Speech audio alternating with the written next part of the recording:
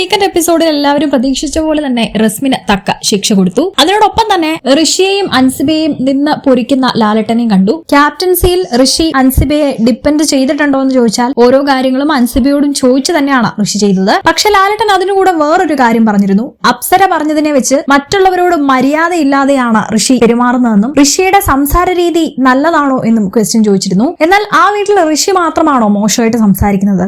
ഋഷിയേക്കാൾ മോശമായിട്ട് സംസാരിക്കുന്ന ജാസ്മിൻ അവിടെയുണ്ട്. ഈ കഴിഞ്ഞ വീക്കെൻഡ് എപ്പിസോഡിൽ തന്നെയാണ് തിങ്കളാഴ്ചത്തെ എപ്പിസോഡ് എടുത്ത് നോക്കുകയാണെങ്കിൽ ജിൻഡോയുടെ പോട എട ഉണ്ണാക്ക എന്നൊക്കെ പറയുന്ന ജാസ്മിനെയാണ് നമുക്ക് കാണാൻ സാധിച്ചത്. അലറി വിളിച്ചുകൊണ്ട് ജിൻഡോയുടെ തെറി പറയുന്ന ജാസ്മിന്റെ ആ ഡയലോഗ്സിൽ ഏറ്റവും കൂടുതൽ ബീപ്പായിരുന്നു നമുക്ക് കേൾക്കാൻ സാധിച്ചത്. അതേ സംസാര രീതി ശരിയല്ലാത്ത ജാസ്മിനെയും ലാലേട്ടൻ താക്കീത് കൊടുക്കേണ്ടതല്ലായിരുന്നു. എന്തുകൊണ്ട് അവിടെ ഒരു പാർഷ്യാലിറ്റി കാണിച്ചു? ആ വീട്ടിൽ നിലവിൽ ഏറ്റവും മോശമായിട്ട് സംസാരിക്കുന്ന പെരുമാറുന്ന വഴക്കിനിടയിൽ തെറി വിളിക്കുന്ന ഒരു വ്യക്തി ഇപ്പോ ജാസ്മിനാണ്. ആ വീക്ക് തന്നെ നടന്ന സെയിം സംഭവം. പക്ഷെ ജാസ്മിൻ വിളിച്ചത് ജിൻഡോയെയും ഋഷി മര്യാദയില്ലാതെ പെരുമാറിയത് അപ്സരയോടും. നിങ്ങളുടെ അഭിപ്രായം കമന്റ് ചെയ്യൂ. കൂടുതൽ അപ്ഡേറ്റ്സിനായി ചാനൽ സബ്സ്ക്രൈബ് ചെയ്യൂ.